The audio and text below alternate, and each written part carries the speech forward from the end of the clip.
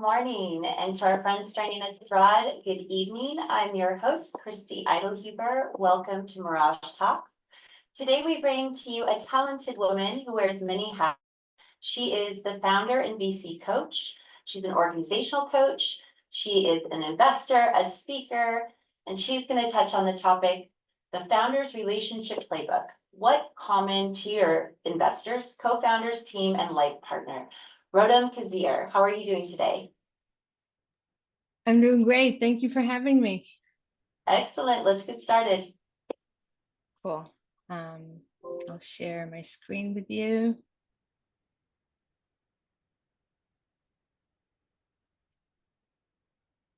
Okay.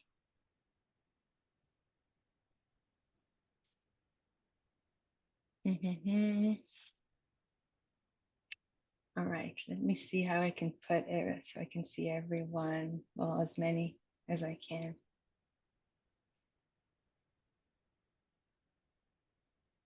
All right. I see many Israeli names among our participants. All right. So we'll start. So as Christy said, we're going to talk about the founder's relationship playbook, which I think I put together over my many years working with startups. I'll explain more in a bit. When Ellie reached out to me from Mirage to ask me to give this talk, I thought long and hard about what would give you guys the most value. So from my close work with founders, the common denominator for all struggles for founders is managing relationships. I think it's probably our struggle as a whole, in general, not just founders, but more so in founders. So in your founder journey, there are a few stakeholders that are very important that you can't afford to neglect. And these key stakeholders are your co-founders, your investors, your executive team, and your life partners. And there are other stakeholders that are very important, like customers and others. But these four, they go with you the entire journey. So better pay attention to them. In this talk, we'll explore together why creating and maintaining good relationship with these stakeholders is so important for your startup journey. And we'll go through the playbook of how to build and maintain those relationships. Hopefully at the end, you'll see some commonalities between all of them and answer the question, the topic of this talk. So here's me. I'm Rotem, founder and VC coach. For the most part of my career, I have spent totally immersed in startups and doing, HR executive roles, doing more management roles like site management and GM Israel for these local startups that I worked for.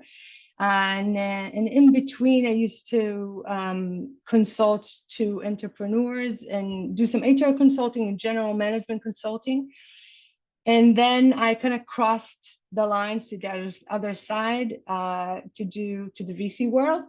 And in the VC world, I was heading the HR for Pitango VC. I don't know if you know them, one of the most, I think, prominent and famous VCs in Israel, and the earliest too, I think. So I was heading the HR there for 2 years. I was doing some due diligence processes and helping entrepreneurs set up their companies. Then I did some coaching. Then I moved to coaching. So for the past 4 years, I've been coaching founders and later investors too in my clinic, which you see in the back. I'm a crew member at Jive Ventures, which means I'm a very small LP in this amazing VC, early stage VC. And I do org coaching for Simply, formerly Joytunes, if you know them. So let's start. So I want to talk to you about the 2 pillars of great relationships, okay? The first one is trust. I don't think you can imagine any good relationship without it being built on deep trust, okay? And how do you build this trust? There are 2 ways that I identified over, my life and my work with people. One is consistent delivery and expectations, and the other is close personal acquaintance. Consistent delivery and on expectations is a very technical way to build trust. You expect something from someone, and they over and over either do it at the quality that you expected or the time frame you expected. And this meeting expectations creates that trust that you have for them. The other one is a more tricky one. You know how sometimes you get offended by someone and you feel it's very personal. I mean, they disrespect me, they don't care about me, or whatever, going through your mind. But if you realize that, if you know something, maybe the littlest detail about their life circumstances or anything personal, about their motivations, about the way that they think, the way that they prioritize their, I don't know, tasks or work or whatever, then it kind of helps you look at them differently, and maybe construe the entire situation differently. And then it allows you to assume good and not automatically go for the bad. So you can see that with people that you had spent time with and you gained some personal knowledge, you are more lenient with, and you have like more trust with them. The other pillar is appreciation. And also appreciation is something that is an inherent part of any, trusting relationship. There are two ways to appreciate someone. It's a professional appreciation and personal appreciation. With either one, I think all of the four stakeholders that we mentioned, both are very, very important. Maybe with your life partners, the professional appreciation is less important, but the personal appreciation is very prominent. And that means professional appreciation is that you value the efforts, the performance of a person's contributions, their skills, anything that is within the work or career context. And the personal appreciation is knowing them on a personal side, is valuing their character, their behaviors, their efforts. It could be their life priorities, the way that they conduct their life, the way that the values that they go by, stuff like that. So these two pillars, trust and appreciation, will help us build those relationships. So who knows what the percentage of startups who fail due to co-founder conflict? It's a pretty, I think, famous statistic. But I won't wait for answers, and I'll tell you the answer. It's 65%, which is a very, very high number. And some would say it's even higher than that, because there are many things that we cannot attribute directly to founder dynamics, but it is there, because sometimes you run out of money and you can't raise more funds, is due to potential investors identifying tensions between co-founders, and that may be a reason too. So this is probably why choosing your co-founder is the most important choice you'll ever make as an entrepreneur. These are the people who who will be with you in the trenches the entire time, hopefully. Your relationship as co-founders is visible to everyone around you, and it oftentimes sets the tone and the vibe in the office. When it's bad, it's like watching your parents fight. It's cringy. You just want to run away. You don't want to be there. And it drives away talent, and it affects the org culture and everything around it. When the relationship is good, it boosts the company's performance exponentially. So this is very, very important that you be mindful of how you act around people and conduct your relationship. So I've identified 5 elements that are very helpful to having a trustful and appreciative relationship between co-founders. The first one is prior positive experience. In Israel, it's very common that entrepreneurs, entrepreneurial teams, founders who connect, they've been together since kindergarten, they went to school together, they met in the army, they basically had the opportunity to spend time together and learn how to work with each other. And once they, decide to team up and open a startup, they already have that trust going on between them. So that's a very good opening circumstance. Another one is high mutual value, which means, um, when your co-founder's contribution to the ventures creates spikes in the performance or the delivery of the company. It's something that, your co-founder's unique value will probably, have highs and lows. And over time, it will, change and fluctuate, but over time it should be steady. And you need to understand, your mutual value to each other. By the way, it has to be mutual. If it's not, and it's only one way, it's gonna go sour at some point, and maybe it would be best for you guys to part. Similar values. I always say that our values guide our decisions. In the startup journey, there are so many decisions so many decisions to be made. So if you have similar values, you probably fight less over decision making. So that's another one. The fourth one is open communication. Kind of obvious, I would think, but that's probably the best predictor if a team or a couple can work well together. Clashes, biffs, grudges, everything needs to be aired. The sooner, the better. And similar ambitions. One wants to make money, the other one wants to change the world. Different ambitions will drive clashes. So similar ambitions, like first and second timers have different ambitions usually when they go on this journey. If they are together on it, and so that helps them a lot. Okay. So how to enhance the trust with your co-founders.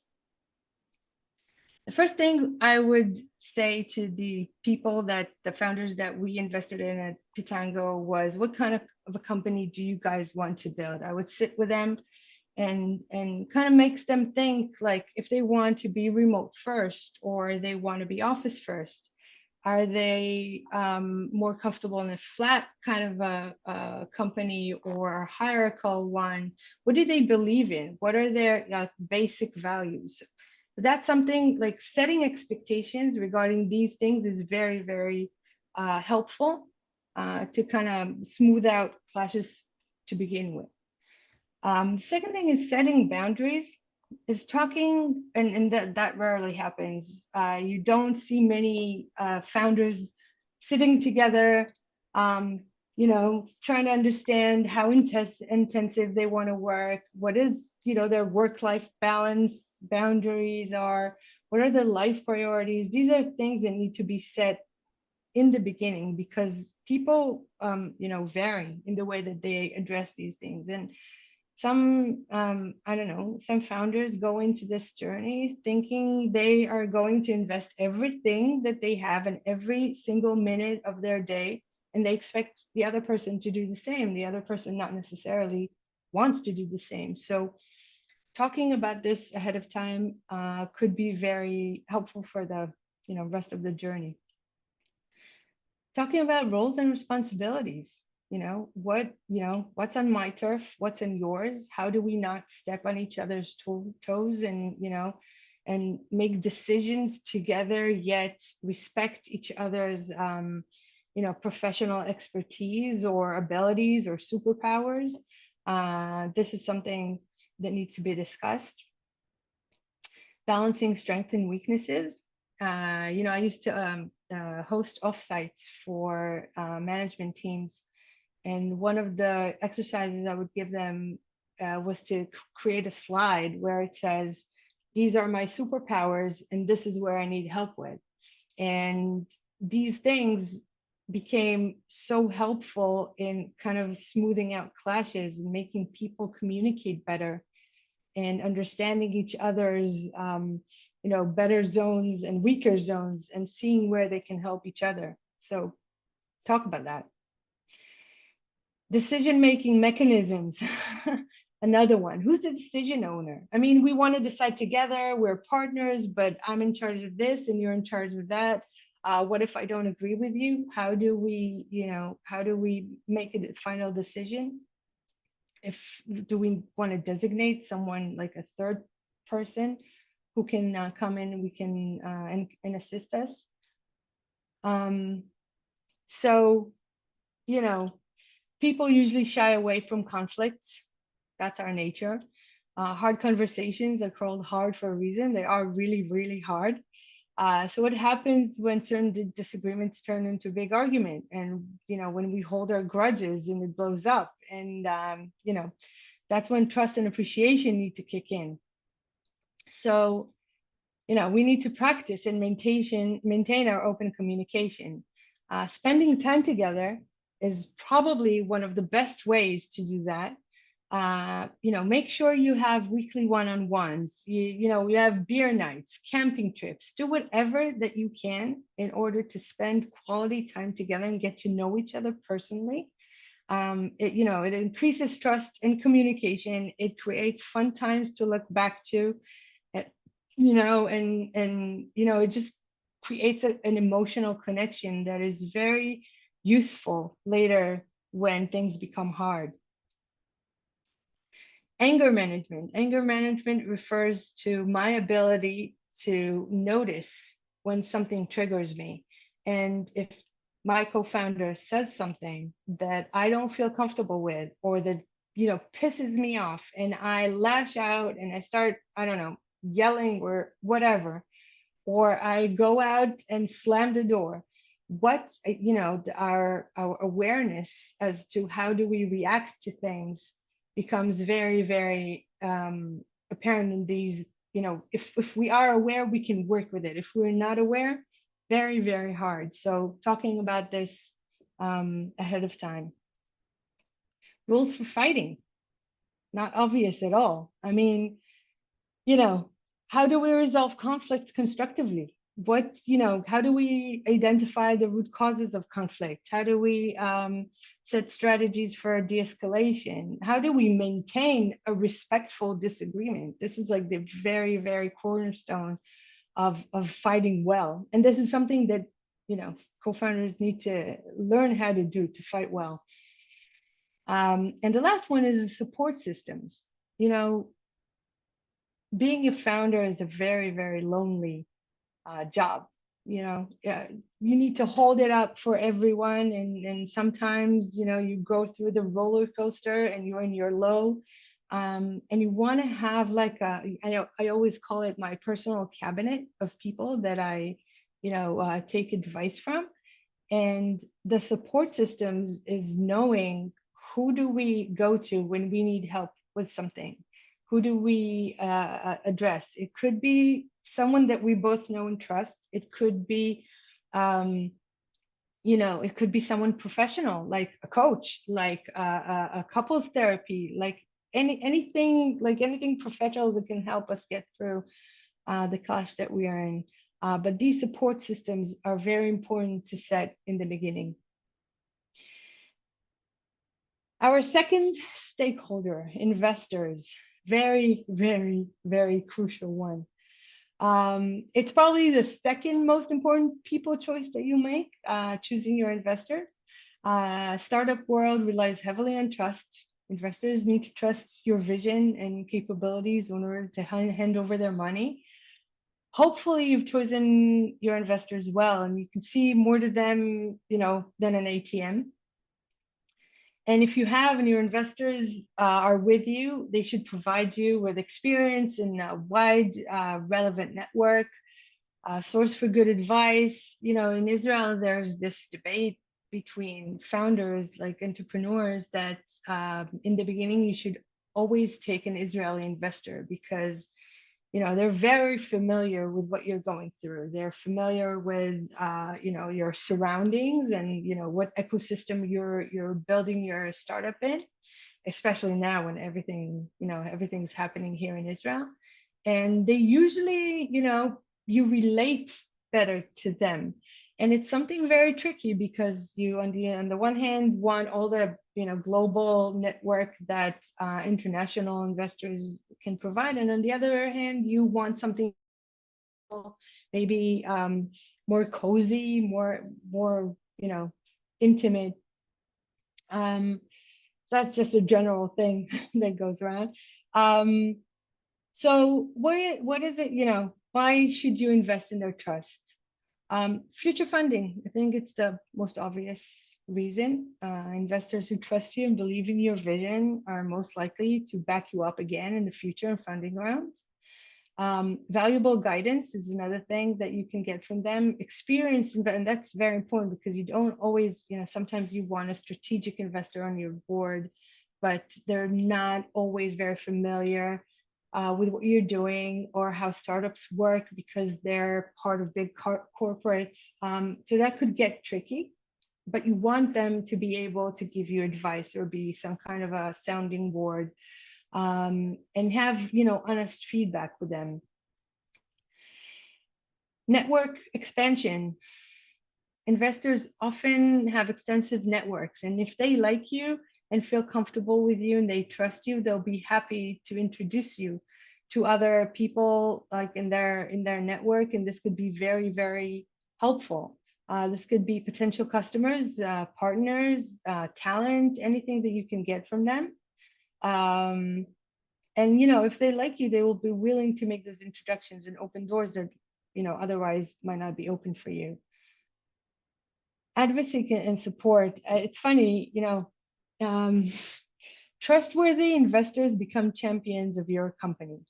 When I was at Forder, we used to feel like the poster child of Sequoia. Sequoia Israel were our first investors, and they would for quite a long while,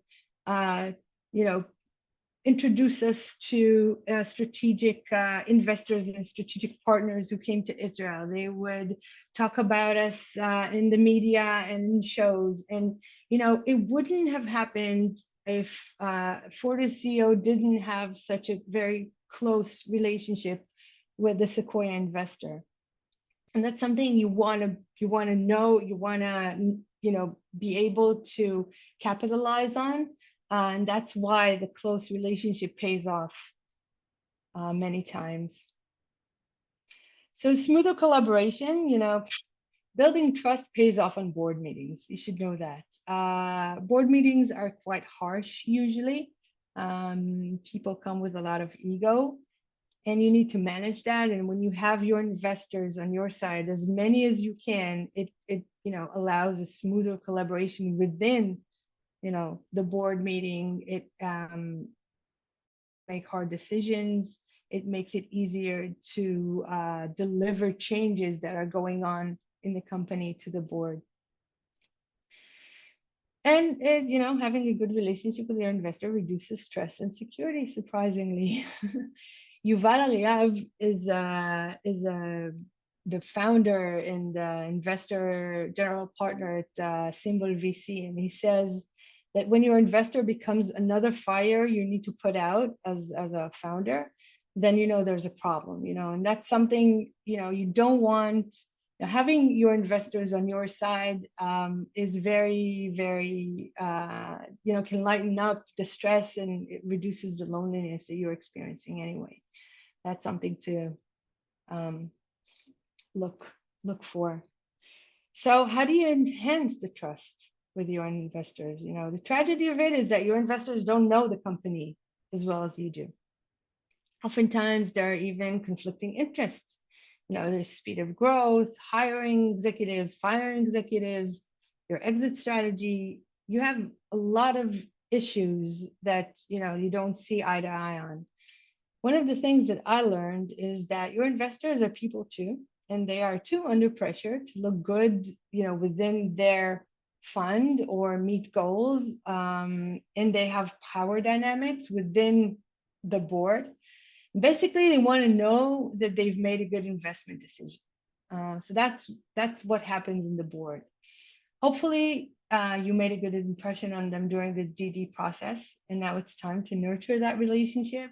And it would, so that it could stand in the face of hard times, which is the ultimate test. Because when everything's good, everything's good. But when things go wrong, then this is where the trust and the good relationship needs to kick in. So what do? You keep them updated constantly. Don't wait for the board meetings. Don't wait, for your monthly, I don't know, call or whatever that's set up. You don't want to surprise them. Let them know about major changes that happen in the company, whether I don't know, customer pulling out, talent that you need or that has just left you, product changes, anything that kind of affects the path of the company. Your investors want to know, and they want to know it like as close to real time as possible. They don't want to find out, in hindsight. Enhance trust by spending time together. It's not all about business, despite what it looks like. Fly out to see them at least once a year. Have physical time, physical contact with them. Don't rely on written communication. Create a cadence of update calls. I think that usually most of my coachees do it monthly. Understand that fostering a personal relationship is pivotal to your success. And if they don't see you, if it's only over Zoom or something, I know that, during COVID, we had no choice, but now that everything's open, reach out to see them as much as you can. Okay, presenting the challenge, but always come with ideas for a solution. Your investors want to know that you've got it. And if they can offer you good advice, even better, but they want to know that you've got it. So it's okay to come with them with questions and seek their advice, but always have something, with you that that you want to do if they ask you hard questions. Have a few solutions for them to choose from, not just ask them open-ended questions, because kind of creates, I don't know, worries about where you're going. Manage expectations and align interests. Oz Alon, the CEO of Honeybook, which is another company that I consulted to, always says when he talks on podcasts and I don't know, conferences and stuff, that he'd rather downplay the numbers than disappoint his investors, which is very admirable because they've gone a long way. Honeybook is very successful, and it hasn't always been like that. So probably a good strategy, but better if you're successful. Whatever you do, don't be Elizabeth Holmes. Don't lie to your investors to look good. Don't, skew numbers. Don't play with it. Just, make sure that they know where you are and what is a reasonable expectation from you. And I think the last point, or no, next to last, is never ignoring feedback from your investors. Surprising as it may be, investors have egos. And as all of us, they too want to be seen and heard. And so when you get feedback and advice, don't brush it off. Listen well, and acknowledge, what you're hearing. If you don't agree, it doesn't mean you have to follow their advice. It just means that you hear them out and you tell them, I hear you and I'll consider it, and then do whatever you want to do, but always explain your decision afterwards, because it's closure on the process. And the last point is, don't leave the level of involvement you want from your investors to chance, because more involved means more assistance, advice, support, whatever, but it also opens the door to micromanagement, which is a little bit tricky. And so decide what you want, be conscious about it, and steer the relationship accordingly. I mean, hold off, where you want, or cut off where you feel that it's the right place. The next stakeholder is our executive team. And it's specifically tricky because you need to hold trust with many different types of people. And as the company grows, more and more of your responsibilities as a founder move to those that are better equipped than you to do the specific areas, leaving you and the company dependent on their performance. Your executives actually become your extensions within the organization. And as with anyone else, here too, trust and appreciation come to play. if you don't consciously invest time in building trust with your executives, you will find yourself micromanaging. Yeah, it's like it's putting out fires and constantly replacing your executives, and it's a mess. You don't want to go there. So what should you do? First of all, exchange ideas and oh, sorry, skip to the next. It's we're still in the why should you invest? So exchange of ideas and honest feedback leads to better decision quality. In Patrick Lenciani's Five Dysfunctions of a Team, I don't know if there's anyone here who read that book, but it has been my Bible for quite a few years now. So Patrick, puts lack of trust as the number one team killer. Without trust, people can't give and receive honest feedback. They don't know how they're doing and they can't get better. And they won't, allow for accountability within the team. They won't help each other.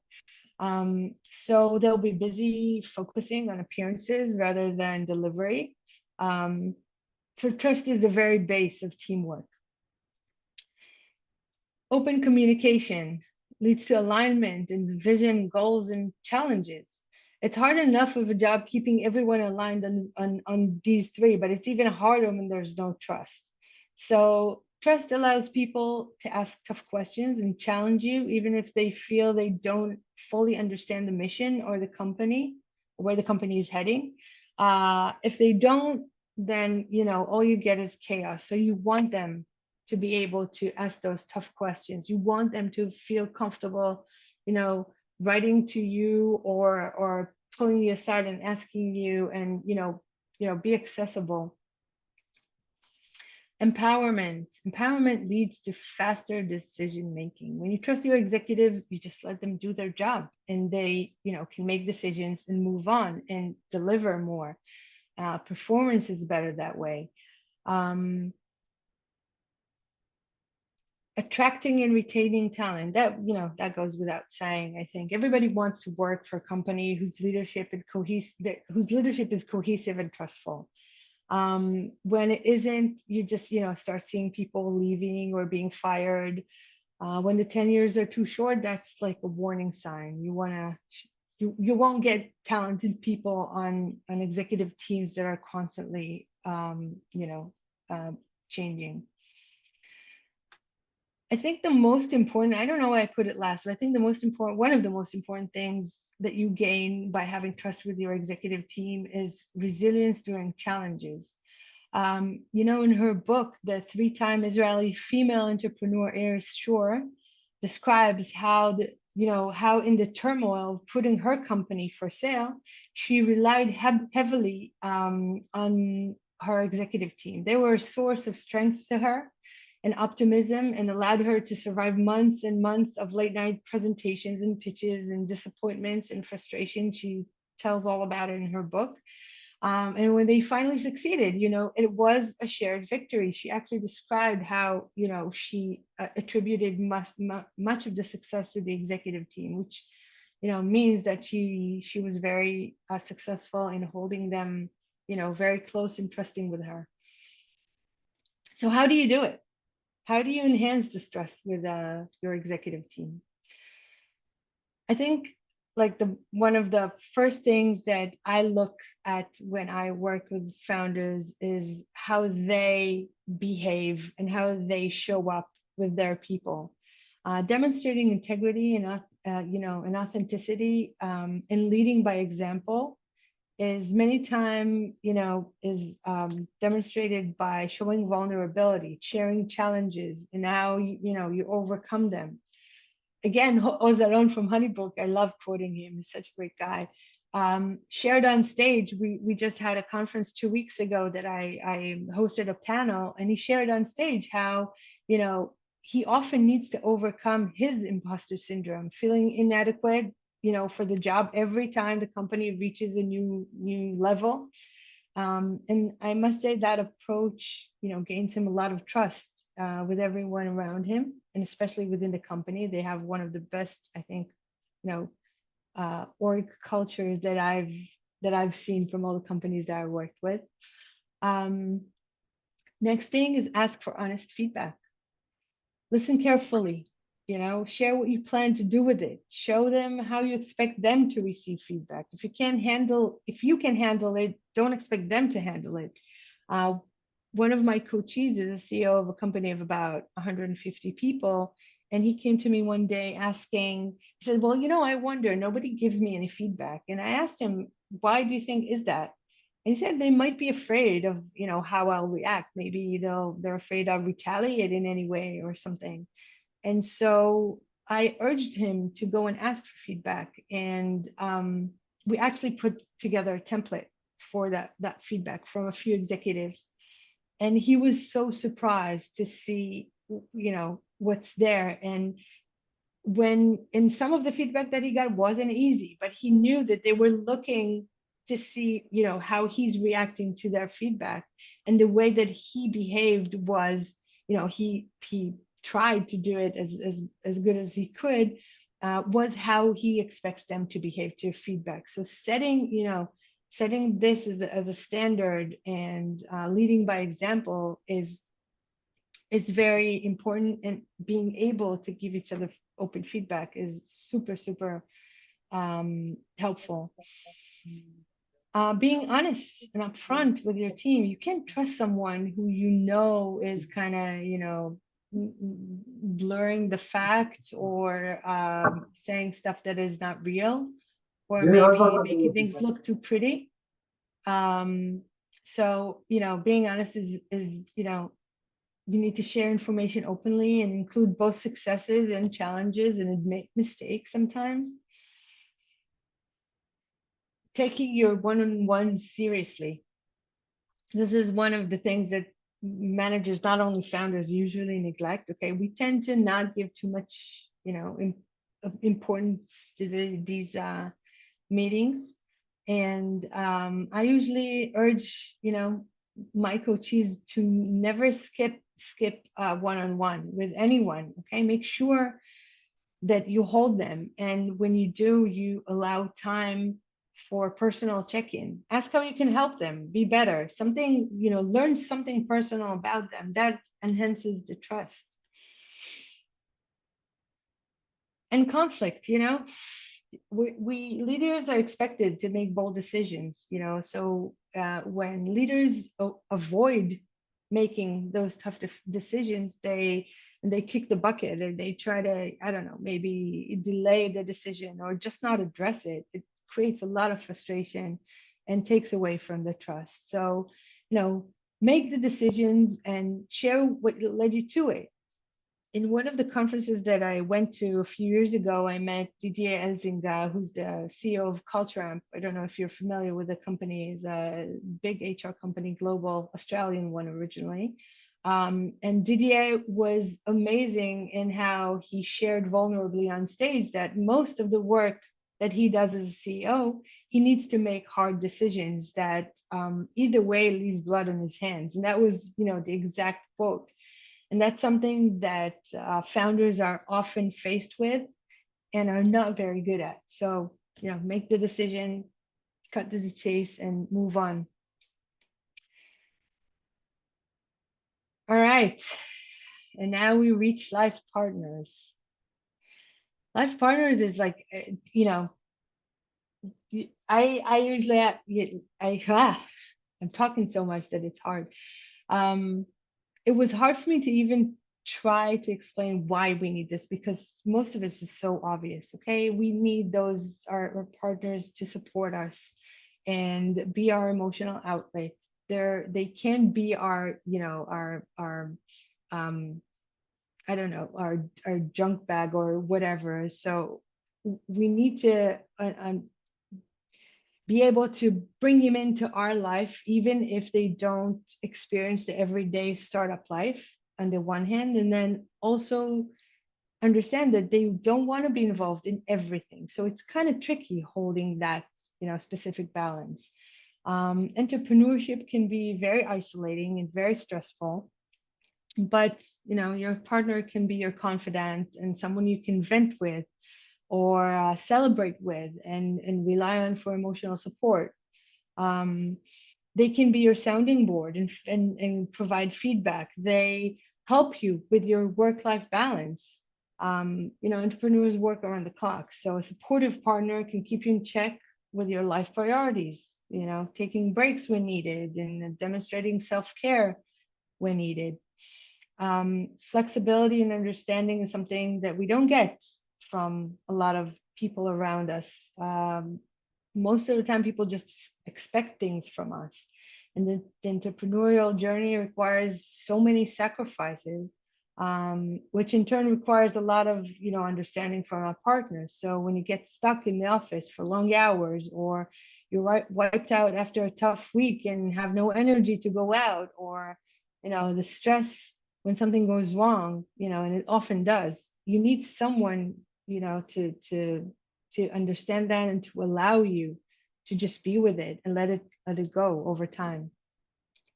Then share dreams and goals, reminding yourself constantly, why you're doing this and what effect success could have on your family and how to do it.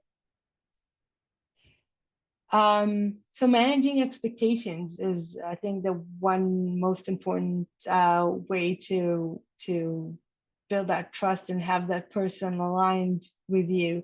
Have an open conversation about expectations during this period of entrepreneurship. Discuss potential financial fluctuations because they will come. In the beginning, you don't have a high salary and you need to make adjustments, some financial adjustments.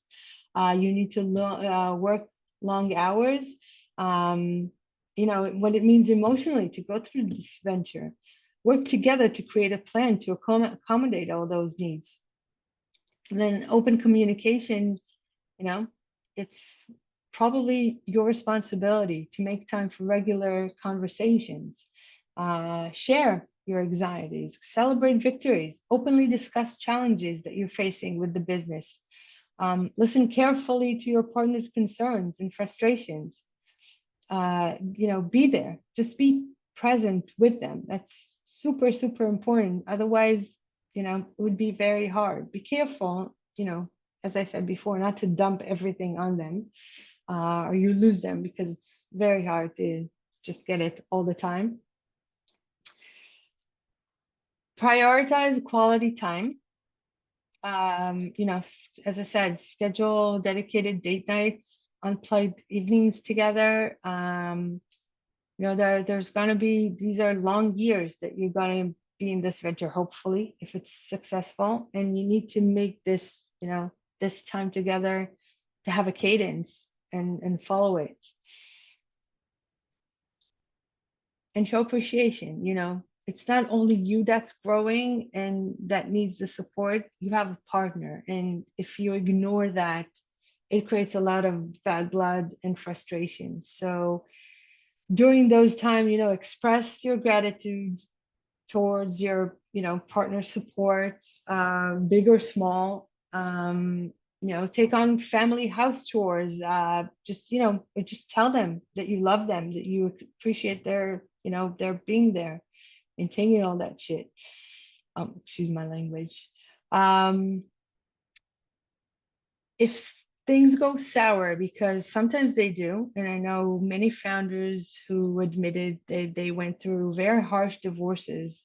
Some of them due to the founder journey, which is hard. If you see that things are going there and you want to fix this, don't shy away from professional help. Get a couples therapist or a coach, or do something that can help you, get the relationship back on track. So we covered the 4 stakeholders and why it's important to hold these trustful relationships and what you need to do in order for those to succeed. And these are the common elements across the different relationships.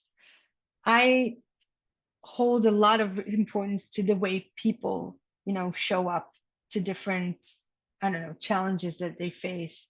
So deciding who you want to be in the interaction with any of these stakeholders is very important. When you go on a board meeting, you want to be,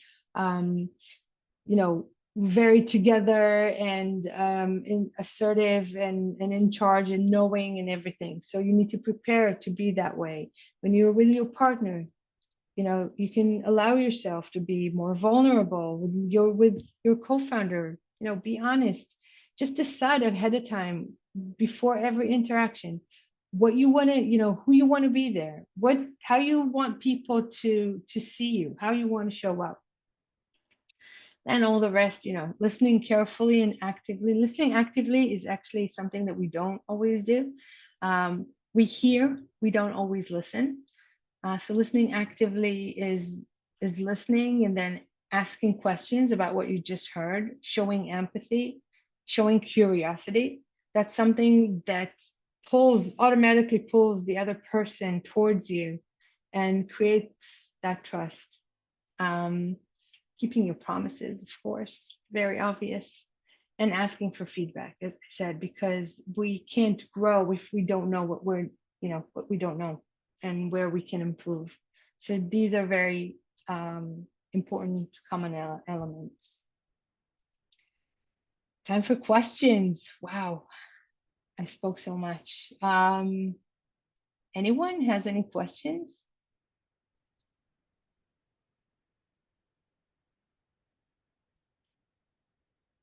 Can't hear anyone. Rotem, All right. I really enjoyed that a lot. I learned a lot today, like from the business side to the personal side, and I absolutely loved your talk today. Thank you so much. Thank you. I have a question. I have a Oh yeah, question. of course. The question is this: how do you solve a situation? I mean, you do everything that you can do with, with your partners, with your investors, but you get to a situation that the pressure, everybody's under pressure, especially when it comes to startups, and Mhm. the pressure is not getting easier; it's just getting worse over time. And there's a lot of stuff that adding up, and uncomfortability and so on. Is it what would be a wise way to build a process or procedures for solutions that are not that communication, regular communication doesn't solve? Can you give me an example of something that you have in mind? There's plenty of examples I'd take one that there's a pressure from the investors. Mm-hmm. They're usually the expectations, and that's the main issue between every, a lot of relationship. It doesn't matter what it is a difference on the expectations and the outcome. Right. And not only the expectations and the outcome, it's also when the expectations supposed to be fulfilled, and so on and so forth. And then um, the communication get to a point that everything you do actually doesn't solve it. The investors want you to do one thing, and you think that the best for the company is something else. Mm-hmm. And what would be a good way to communicate a solution when the trust is gone? We talked everything Well, about how to build the trust, which is everything was fascinating yeah. and necessary. But what do you do to After you prevent the had a situation that you have to go to court? Because when you have a legal issue, it becomes a legal issue, the company will end yeah, in well, even worse situation. a legal issue is usually an extreme outcome, and a lot of things need to go wrong before that. So, as always, I say, relationships come before outcomes, always. And if you prioritize the relationship over the outcome will work out in some way. And that means that, you have to connect with who you want to be with that investor. Like try to listen beyond beyond the clash. What do they want from you? What did they need from you? Um, and try to talk it out. I mean, when you go to court, it's already too late. I mean, you're there. I know that there are instances where people are able to turn around the outcomes, but it's usually very rare. I think that you need to be able to spot when, it's starting to kind of downfall or deteriorate the quality of your relationship, and have an open discussion about it. I mean, say where you were disappointed at what you expected and didn't receive, and then acknowledge your responsibility and accountability to what your investor expected and didn't receive, and why it happened. I mean, people make mistakes all the time, and investors are very experienced with founders who make mistakes, even ones that are very well known and they were warned about many times before. It's part of life, and it's part of their job. So you need to figure out the exact point where things broke, and try to go back there and try to find out what happened and maybe fix that. I don't know if that answers your questions, because it's very general. I'll think about it. Okay. But thank you. If you want more advice, you reach out, to me directly, and I'll try to help. I appreciate it. Anyone else?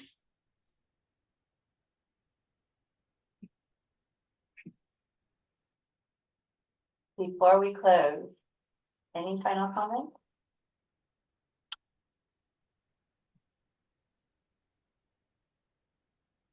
Ellie, I think you just joined and unmuted yourself. Yeah. Muted. All right. All right. Well, on behalf of Paul Mirage and the Mirage Institute, Rotem, thank you so much for taking time today to enlighten our Mirage tribe. Thank you, everyone, for joining, and look forward to seeing you very soon. Thank you, and be sure to connect over LinkedIn or any of these. Absolutely, I will. Cool. Take care. Bye, everyone. Bye-bye.